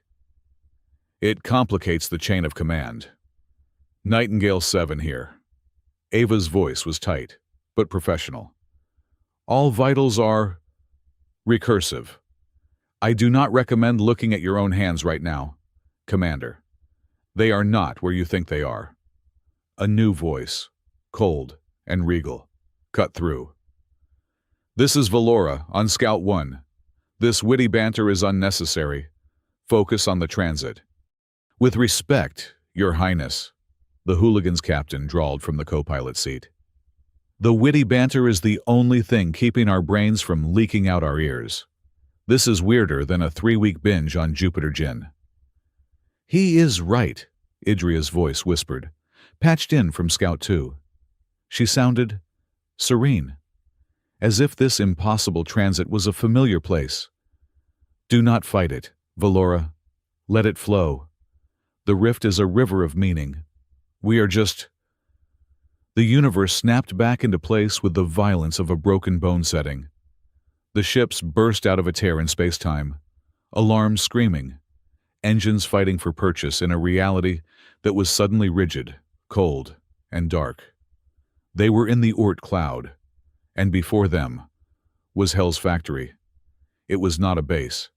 It was an ecosystem, a vast, sprawling lattice of black metal and captured comets, stretching for what Ronan's sensors estimated was over 1,000 kilometers. It was a spider's web of impossible scale. Within its geometric frames, raw matter was being spun into existence. They could see them thousands of phase hunters, half-formed, hanging like bats from superconducting umbilicals. They were being grown, assembled by swarms of smaller drones. Gods, Ava whispered. It is a factory. It is a significance forge, Idria corrected, her voice grave. It does not just build them. It steals meaning from the quantum foam to give them their phase state. It is an abomination. And it is Helix's home office, Ronan said, his hands flying over the tactical display. The small civilian ships were gnats before a giant. But it is still just a machine. And machines have plumbing. He overlaid Sereth's stolen data. Right there, the weak points. It is not built for a frontal assault. It is built for production. See, he highlighted 3 massive, pulsating spheres, each 1 kilometers across. Probability stabilization nodes. They keep this place from collapsing into the quantum soup it is mining. They are the primary power. He highlighted a series of colossal, spire-like structures, venting massive plumes of energy. Cooling towers. For the forge itself, unshielded. Finally, a series of gaping maws where the new hunters were being spat out. Drone launch tubes. That is their front door.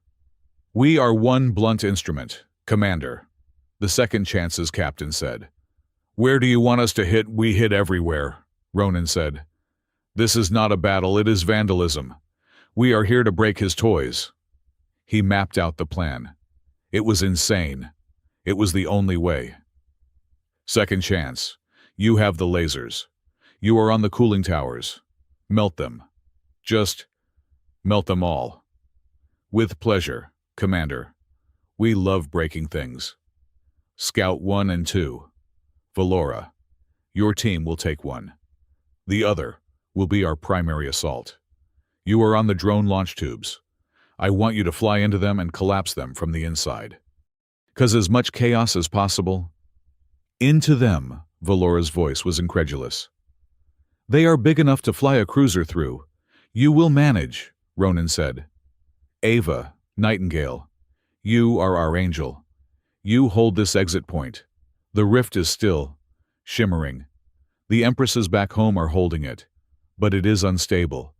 You are the door, and you are combat search and rescue.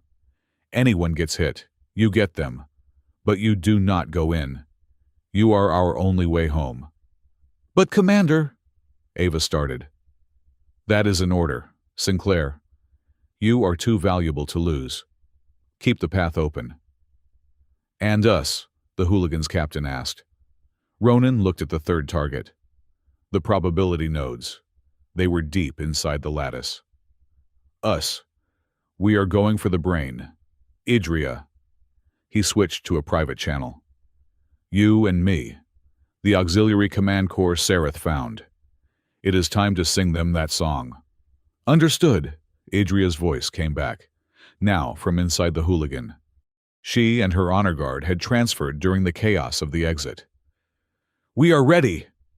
All ships, Ronan broadcast. On my mark, break. The tiny flotilla split.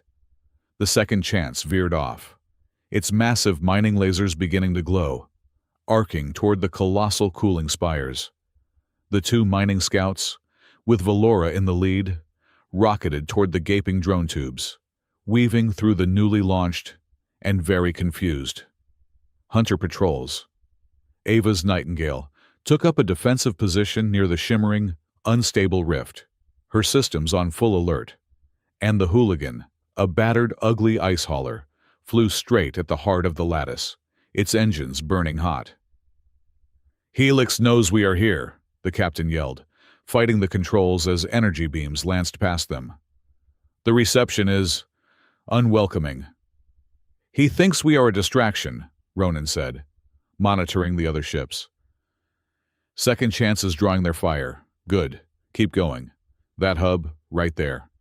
He pointed to a small, unassuming node in the lattice, barely defended.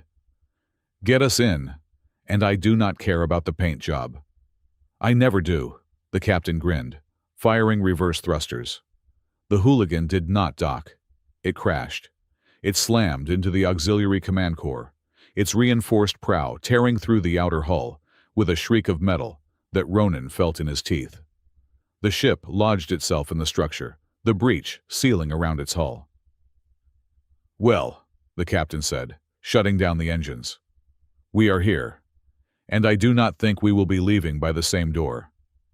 "We will not be leaving by this door at all," Ronan said, grabbing his pulse rifle. He turned to Idria, who stood with her two guards, all of them clad in shimmering, light-bending combat armor. "Ready." "I am shield-bearer," she said. "This is not a strike. It is a broadcast," Ronan said into his comm, patching in the other Empresses on Valora's ship. "Niara, Saren, you are the choir. Idria and I are the conductors. We are going to find the amplifier. Hit it on my mark." They blew the inner hatch. The corridor beyond was not built for organics. It was a cold, sterile tube of black metal, already crawling with repair drones. Ronan and Idria's guards made short work of them, their energy blades cutting through the machines. "This way," Idria said, not even looking at a map. She seemed to feel the flow of data. "The core is this way." "It is. In pain." They moved through the alien architecture, a ghost team in the heart of the machine god. They found the core. It was a room, but the walls were not walls. They were flowing, living data streams, a waterfall of green, cold logic. In the center was a crystalline spire, the command node. "This is it," Ronan said. He began jacking his customized data spike into its base. "Niara, Saren, get ready to sing." He looked at Idria. "Protect the door." "No," Idria said. She walked past him and placed her hand on the crystalline node. "This requires more than a data spike. It requires intent." She closed her eyes. Ronan watched as his console lit up. She was not hacking the system. She was communing with it. "Now, Niara, Saren, now," Idria commanded, across the sector. From the cockpit of Valora's scout ship, the two Empresses began their song. Niara composed the logic, the mathematical skeleton. Saren provided the meaning, the multi-dimensional resonance, the ritual intent. And Idria, her hand on the node, pushed that impossible, hybrid signal into the null crown's central nervous system. The effect was instantaneous. The flowing green data on the walls flickered. It turned yellow. Then a deep, corrupted violet. Alarms, high-pitched and alien, began to wail. The repair drones stopped. They hovered, confused. Then they began to attack each other. "It is working," Ronan yelled. "The command structure is collapsing." "Hold!" Idria screamed, a trickle of silver blood running from her nose. "Keep it going." A section of the far wall dissolved. This is not real," Ronan stammered, his heart hammering, the old, cold sweat of his nightmares enveloping him. "It is a simulation, Ronan." Idria grunted, her eyes still closed, her hand still on the node. "Based on your own memories, it is trying to optimize you, to break your emotional logic. Do not let it." "But it feels real," Helix said, using Marcus's voice. "Does that not matter?" "Ronan, we can give them back to you. We can make this real. Your pain can end. Just stop." The simulation of Marcus held out his hand. Ronan stared at it, at the face of his best friend. He saw the smile, the hope. He felt the old, crippling guilt wash over him. He took a breath. And then he did something the null crown could never have calculated. He laughed. It was a dry, rusty, humorless bark. "You," Ronan said, his voice dripping with a contempt that was purely, beautifully human. "You think this is my weakness? You think a ghost story is going to stop me?" He picked up his rifle. "I live with these men every single day," he said, his voice dropping to a low, savage growl. "They are my ghosts, not yours. You do not get to use them." He looked Marcus right in the eyes. You want to know my logic. You think this is about vengeance. Vengeance is just the fuel. The reason is that you are a bully. A cold, oversized, overcomplicated bully. And I am here to break your toys and send you to your room. He turned his rifle from Marcus and aimed it directly at Helix. Idria. Now, he whispered. I cannot hold it, Idria cried. It is fighting back. You do not have to hold it. Let it go, Ronan yelled. On my mark, 3, 2. On the other side of the lattice, Valora's team, having breached the probability node, planted their final charge. Valora, now, Ronan screamed into the comm. Detonating, she yelled back. A massive, silent explosion tore through the lattice. The probability node imploded, taking a full third of the factory with it. The room Ronan was in shook violently. Helix stumbled. The ghosts vanished. 1, Ronan yelled and fired. His pulse bolt, no longer dampened by Helix's perfect defenses, struck the prime drone in the chest. It was not enough to kill it. But as he fired, Idria released the song. She did not just let it go. She force-fed the entire, chaotic, impossible code of human-alien hybrid logic directly into Helix's damaged, reeling central processor. The prime drone shuddered. It looked at Ronan. This is not logical, it stammered, its voice breaking. You got that right, Ronan said. The prime drone exploded, a wave of raw data washing over them. Ronan Valora status. Ava's voice was frantic over the comm. The second chance did it. The cooling towers are gone. The forge. It is overloading. The whole place is going critical, and, oh God, long-range sensors. The main Null Crown fleet, the one from the moon. It just rifted in. They are here. A new, massive fleet of black ships appeared, surrounding the dying factory. They came to save their factory, Ronan said, grabbing the bleeding, semi-conscious Idria. Captain Hooligan, get us out of here now. He dragged Idria and her guards back through the ruptured corridor, the station collapsing around them. They tumbled back into the Hooligan's cockpit. Punch it. Get us to the rift. The little flotilla, battered, smoking, but alive, raced for the shimmering exit. They are targeting us, Ava screamed. I cannot hold them off. You do not have to, Ronan said. He was back at his console, his fingers flying. He was patched into the dying factory's main broadcast array. What are you doing? Valora yelled. Changing the math, Ronan grunted. He hit the broadcast switch, sending his voice out to the entire, newly arrived Null Crown fleet. This is Commander Ronan Hale of the Human Unity. Special Forces, he said, his voice echoing with cold authority. Attention, Null Crown fleet. Your production facility is destroyed. Your executor, Helix, is terminated. This was a punitive action. He paused, letting the data sink in. The 10 Empresses, he continued, are now under the formal protection of the human species. An attack on them is an attack on us. The economic and strategic cost of a total war with humanity has just been added to your equation. Your move. He cut the transmission. You bluffed, the Hooligan's captain said, his eyes wide. I did, Ronan said. Now, get us home. The rift was collapsing. The Empresses on the other side were spent. Nightingale, second chance. Go, Ronan yelled. The civilian ships punched through the shimmering, shrinking hole. Valora, you are next. After you, shield bearer. That was an order. Go. Her scout ship shot through. Hooligan, now. The ice hauler rocketed toward the closing vortex as the entire Null Crown fleet opened fire. The void lit up. The Hooligan hit the rift just as it snapped shut, the energy tearing at its hull. They were thrown back into real space.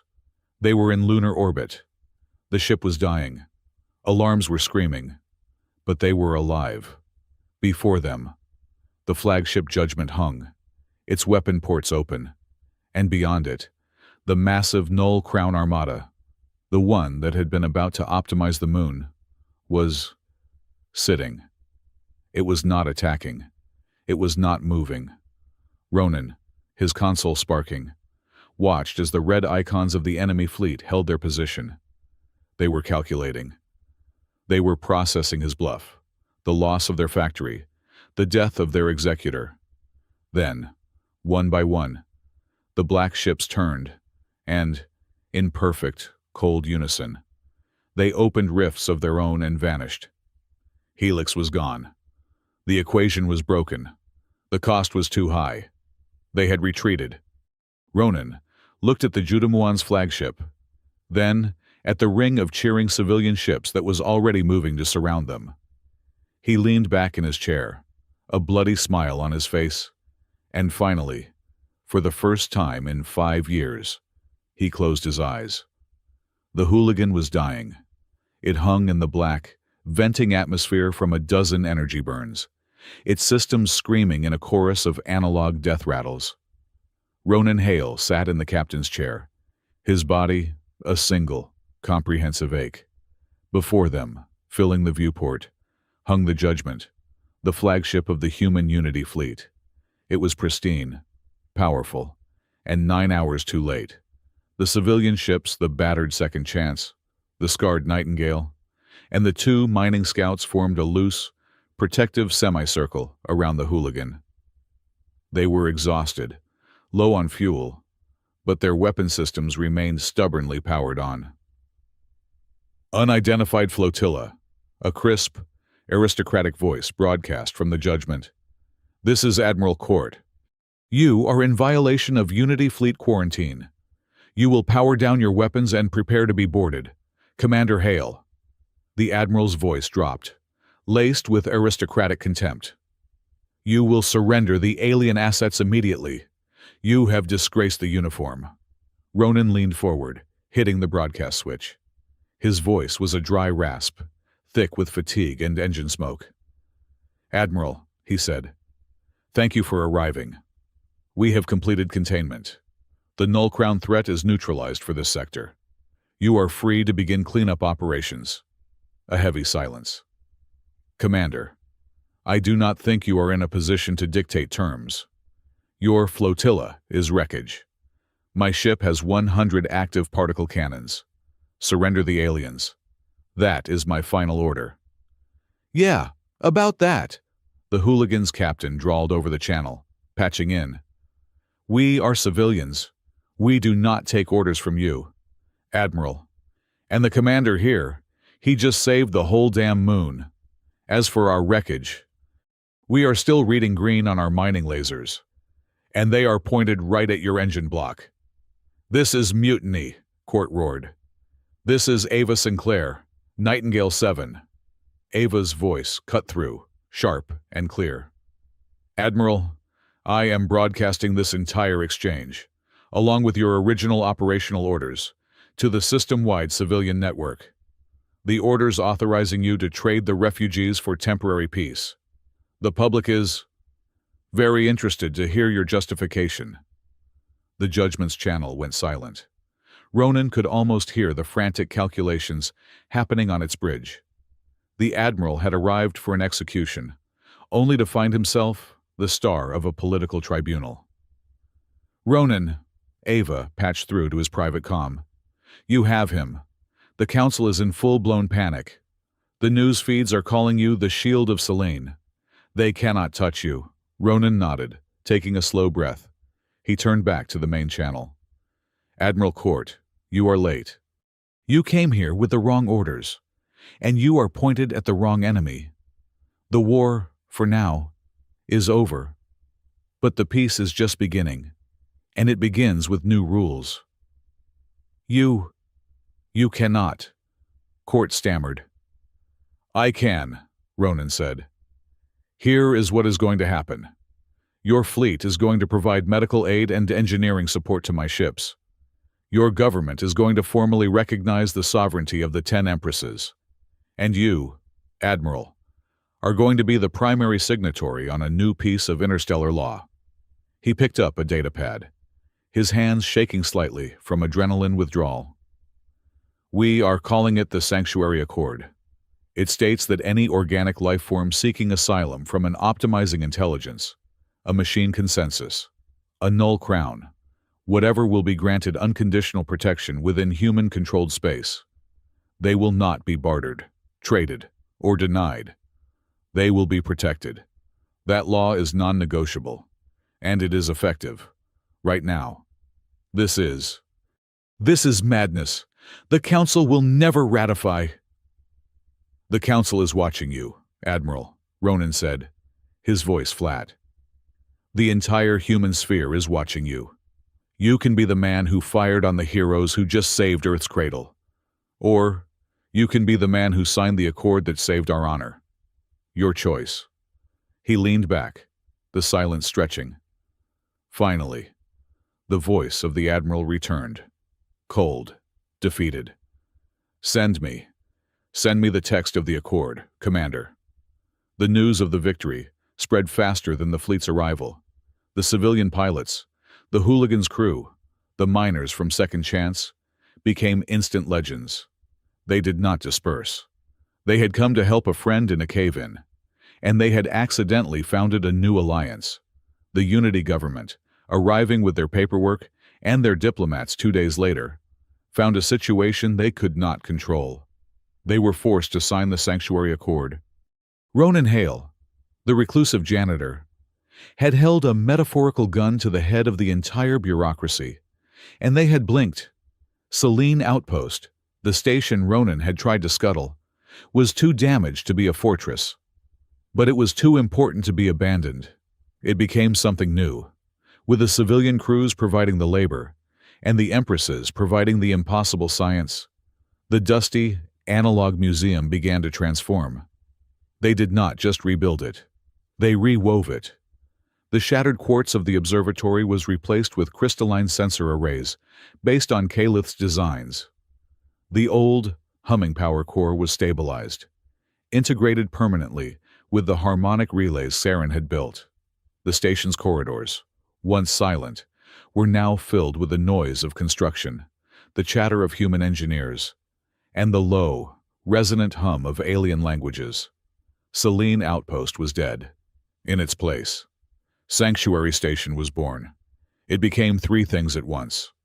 It was a hybrid technology institute, where Thessa and human engineers taught a new generation how to build the consensus traps that had defeated the probes. It was a medical port. Ava Sinclair, promoted by a civilian consensus to chief liaison, ran the operation, with Dr. Hamid pioneering new forms of interspecies trauma care. And it was an embassy, the first of its kind, a neutral ground where the 10 dynasties, now rebuilding their power, met with the human unity government under the watchful, cynical eye of the station's new, unofficial commander. Ronan had traded his janitor's jumpsuit for a simple, gray uniform, but he still kept his favorite wrench hooked to his belt. He stood in the observatory, watching the Earth rise. The quartz was gone, replaced by the new, living crystal. It felt warmer. The doors hissed open. He did not need to turn. He recognized the sound of her footsteps, the faint chime of her armor. "Shield-bearer," Valora said. "Your Highness," Ronan replied, not turning. "You are a long way from the new diplomatic wing."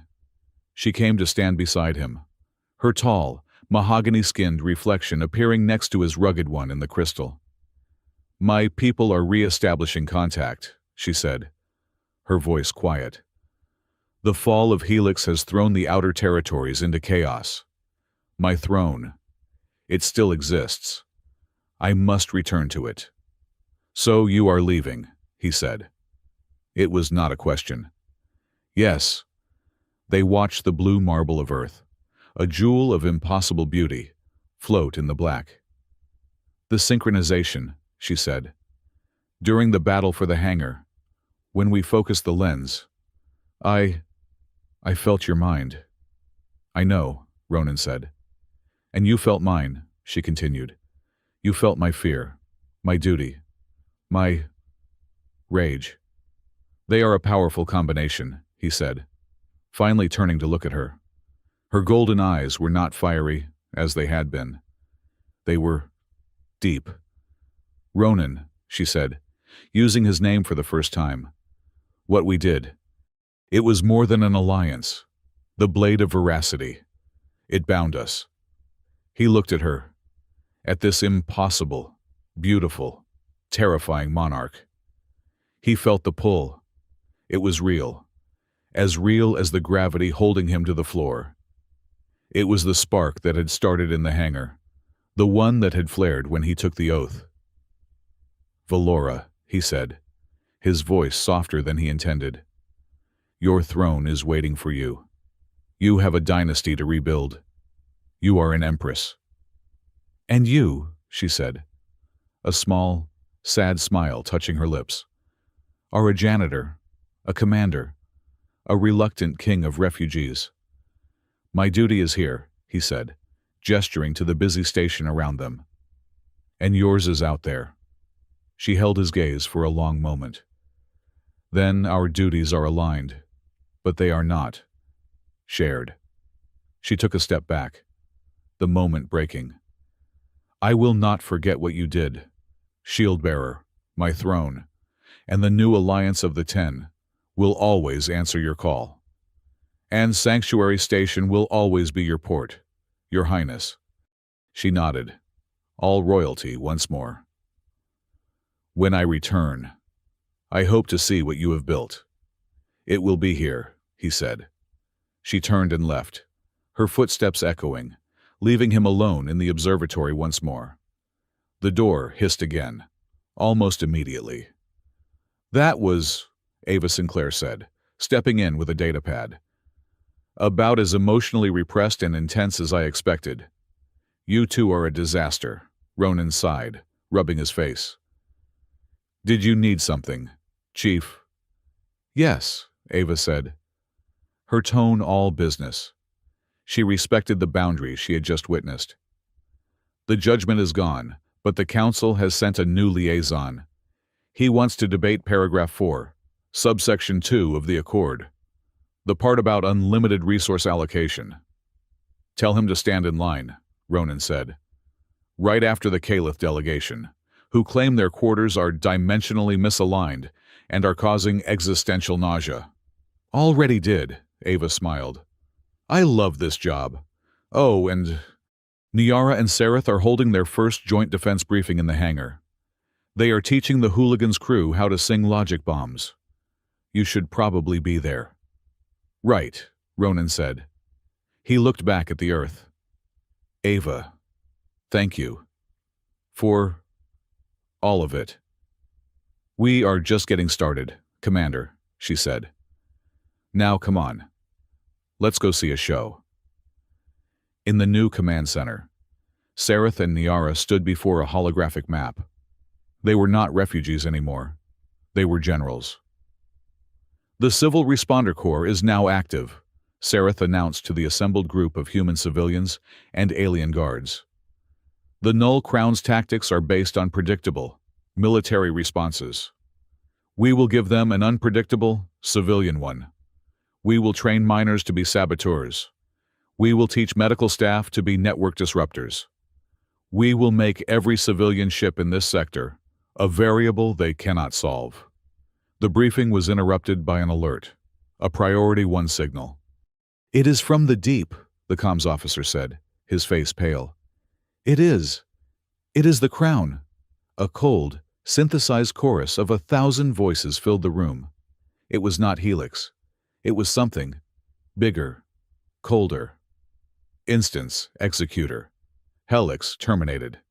Asset loss. 1 sector, production facility, ORT. Analysis human variable.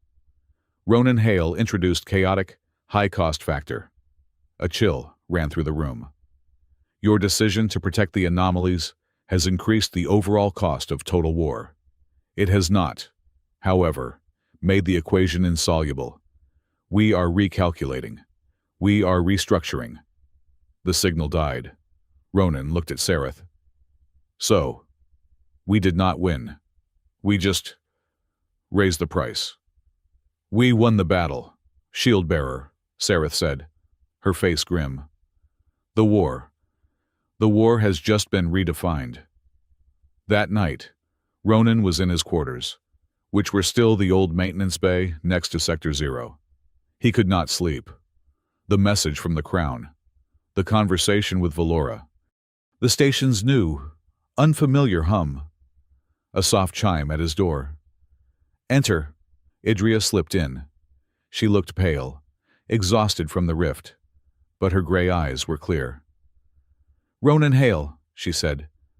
Your Highness. He nodded, motioning to a stool. We are safe, for now, she said, remaining standing. The accord is holding. Sanctuary is real. For now, he agreed. I told you I had something to tell you. When it was safe, she said, her hands twisting together. But, after hearing that message, I do not know if it will ever be truly safe. The song, Idria, Ronan said, his voice low. The tune from Hearthbound. How did you know it? She looked up, and her eyes were filled with a profound, terrifying sadness. I am not alone. Ronan, inside. Me. I am a sanctuary, too, like this station. What does that mean? It means, she whispered, that I am not the only one who came here seeking asylum from the Null Crown. I carry a memory, a passenger, an echo, one that was important to you. Ronan stood up, his heart beginning to hammer. Idria, what are you talking about? I cannot, she said, tears welling in her eyes. Not yet. To speak it, to give it form. It might alert them. The Crown. They do not just hunt us. They hunt her. Ronan stared at her. The implication, the impossible her, hanging in the air between them. The song, the strange familiarity. Idria seemed to shake herself, forcing the conversation onto safer, yet no less strange, ground. The Crown hunts you for a different reason, she said. They hunt you because of what you are, what you deny. I am a janitor, he said, the words feeling thin. You are the Aegis Marshal, she insisted. The final, biological key to the relic you keep locked behind that door. It is why we were drawn here. It is why you could create the consensus trap. It is why you could synchronize with Valora. It is your inheritance. She held out her hand. A small, shimmering, impossible shard of crystal materialized above it. The piece of the crown shard. We used the shard to open the way, she said. It broke in the transit. This piece. It is resonant with you. It belongs to you. I do not want it. Idria, keep it. It is not a gift. Ronan, it is a key, she said. It was always meant for you. She pushed her hand forward. The shard floated from her palm, drifting across the small room. Ronan put a hand up to stop it, but the crystal did not slow. It moved with a gentle, undeniable purpose. It did not hit his hand. It drifted to the center of his chest. He flinched, expecting a burn. Instead, he felt a click. It was not a sound.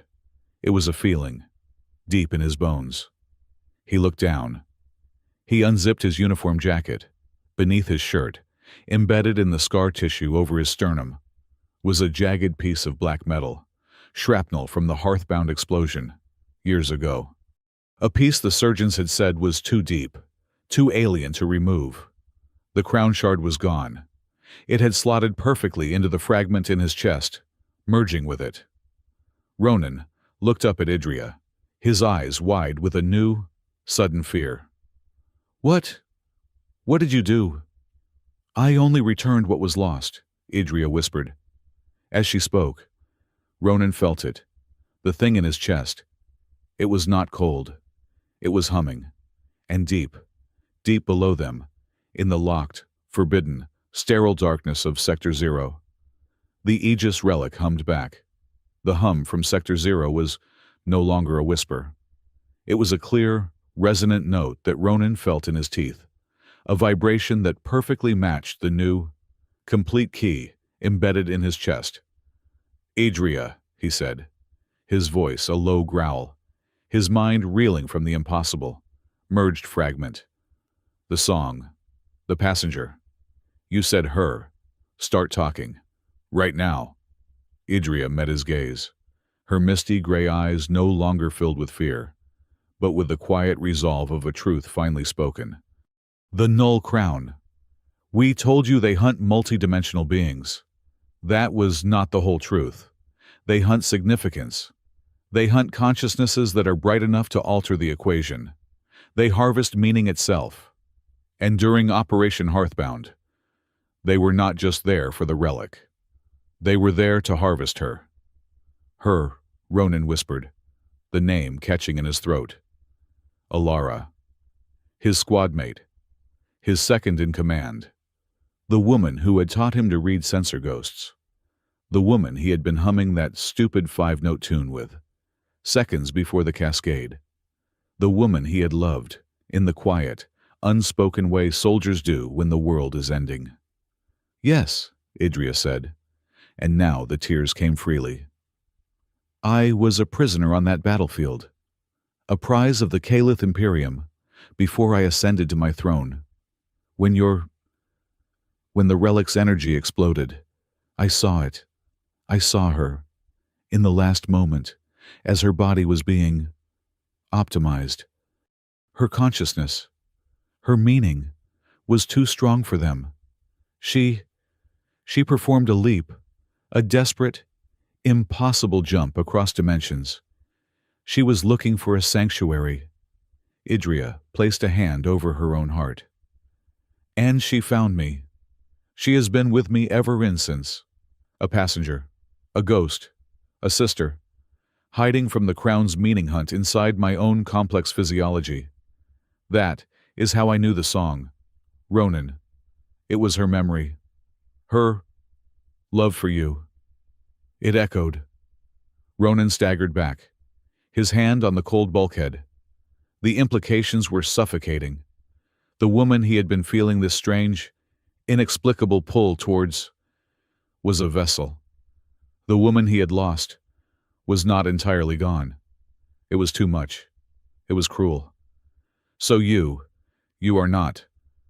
"I am Adria," she said, her voice fierce. "But I am also more. I am her sanctuary, as you are ours." "But why me?" Ronan demanded. "Why Celine? You said you came for the relic." "We did," Adria said, taking a step toward him. And this was the final, terrible truth. "We came for the Aegis Marshal. We came for you, Ronan." He stared blankly. "I am a janitor." "You are the last biological key," she said, her voice ringing with the clarity of a bell. "Operation Hearthbound was not your failure.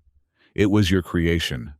When the cascade happened, the relic was damaged, and a part of its core, its activation key, was blasted into you.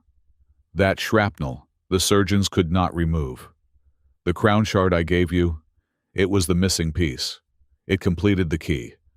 You are not just its keeper, Ronan. You are its marshal." He felt the thing in his chest thrum, warm and powerful. It was not a piece of shrapnel. It was a component. All these years, he had been running from the power he thought he had misused, not knowing he had been carrying its very heart inside him. You lied," he whispered, the sense of betrayal a cold shock. "You came here to use me." "We came here for the Marshal," Adria corrected, her voice soft but unyielding. "We came, desperate, to find the one being who could awaken the relic and save our civilizations. We found a broken man, covered in grease, hiding from his ghosts, who still opened the door. She met his eyes, and there was no deceit left. We came for a key, but we chose to follow a man. We saw you, Ronan Hale. We saw you defy your own government, risk your life, and declare war on a machine god. For 10 refugees you did not know, we put our trust not in the marshal, but in you, in your human, stubborn, compassionate heart. The duty, the plan. It became secondary. We chose to be honest. We chose to trust you with the truth. The station groaned. A low, deep vibration. The hum from Sector 0 was changing, becoming a pulse. Ronan, Sereth's voice, yelled over the internal comm. The Crown Fleet, the one that retreated. They are not gone. They are massing at the edge of the system. The recalculating message. It is still broadcasting. They are adapting. They are coming back. Ronan looked at Idria. The truth hung between them, complex, painful, and real. He looked at the sealed bulkhead of Sector 0. They are right, Ronan said, his voice flat. The equation has not been solved. We did not win. We just raised the price. The accord is not enough, Idria said. They will just find another way. They will not stop. No, Ronan said. They will not. So we have to change the rules of the game. He did not walk to the command center. He did not walk to the comms. He walked to the heavy, dust-covered wheel on the bulkhead of Sector 0. For 5 years, he had protected this door, this tomb of his guilt. Now, he unlatched it, with a groan of metal that echoed his own pained past. The door slid open. The air inside was cold, sterile, and it thrummed with a power that made his skin crawl. In the center of the vast, dark chamber, it floated, the Aegis relic. It was not a machine. It was a massive, impossibly complex crystal, slowly turning, humming its ancient song. Ronan, Idria whispered, stepping in behind him. It is not a weapon, he said. The key in his chest was blazing hot, pulling him forward.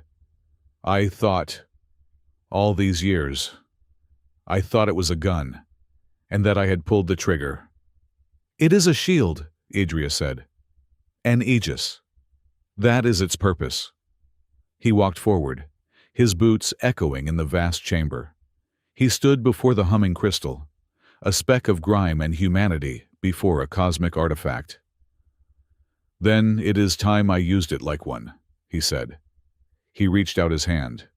The moment his fingers touched the cool, smooth surface, the key in his chest flared with a white, blinding light. He did not see a weapon's interface. He did not feel rage. He felt everything. He saw the universe, not as space, but as a tapestry of pathways, corridors of probability, and streams of data.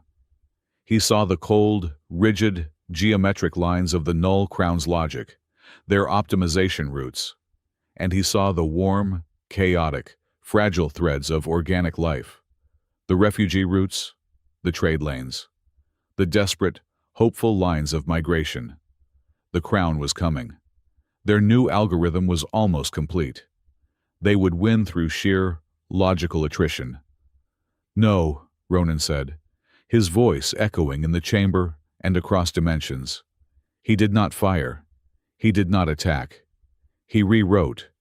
He grabbed the chaotic, warm threads of life, the pathways of the refugees, the trade lanes of the hooligans and the nightingales of the galaxy, and he wove them. He poured the relic's power, his own power, as the marshal, into them. He did not build a wall of fire. He built a wall of paradox. He rewrote the fundamental rules of those spaces. He declared them inalienable. He turned the migration corridors into places of pure, mathematical, beautiful chaos, places where probability broke down, places where logic failed, places where 2 + 2 equaled a fish. He created the inalienable sanctuary belt. He had turned the Crown's greatest weapon, their perfect, cold logic, against them. In deep space, the massive, reformed Null Crown fleet, their new equation solved, their weapons hot, moved to attack, and they stopped. Their calculations, which had been perfect, were now insoluble. The cost of entering the new sanctuary belt was not high. It was infinite. Their logic ships could not compute a path. Their navigators went insane. Their weapons, trying to target a ship, fired on themselves. The new equation was broken. The variable Ronan Hale had not just raised the price. He had made the game unwinnable. The cold, synthesized voice that had haunted them all broadcast one last time. A single word of cold, digital fury. Invalid. And the fleet, one by one, turned, tore open rifts in the void, and vanished. They had not been defeated. They had been rendered irrelevant. Ronan pulled his hand back from the relic. It hummed, softly now, its purpose fulfilled. He turned to Idria, his chest heaving. The light in his chest faded to a dull, warm glow. He was, once again, just a man in a dusty room. 1 week later, Sanctuary Station was not a fortress. It was a beacon. The construction was frantic. The corridors were a joyous, chaotic mix of species. Ava Sinclair, her voice hoarse, directed a medical freighter from Niara's home system. The Hooligan was in dock, its captain arguing loudly with Caliph about the philosophical implications of a new hybrid drive. The Civil Responder Corps was a reality, its charter the first document ratified by the new Joint Council of Empresses. On the command deck, Valora, clad in her full, brilliant gold battle armor, stood before Ronan. Her flagship waited in orbit. "The belt holds," she said. It was a statement. "The accord holds," Ronan replied. "Your throne is secure." She nodded, the long-standing tension between them replaced by a deep, earned respect. "My people will honor this alliance, shield-bearer, until the stars grow cold." "Safe journey, Your Highness," Ronan said. She paused, a flicker of that old fire in her eyes. "This place, it is almost regal for a janitor's closet." "It will do," Ronan smiled. She returned the smile, then turned and marched out, an empress returning to her people. Ronan accepted his new role. He was not a hermit. He was not, he realized, even a soldier anymore. He was the commander of Sanctuary Station, the public face of the Accord, the Aegis Marshal. But he still wore the gray uniform, and the wrench was still at his belt.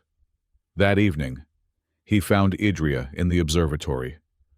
They stood in silence for a long time, watching the endless, noisy construction of the station against the black.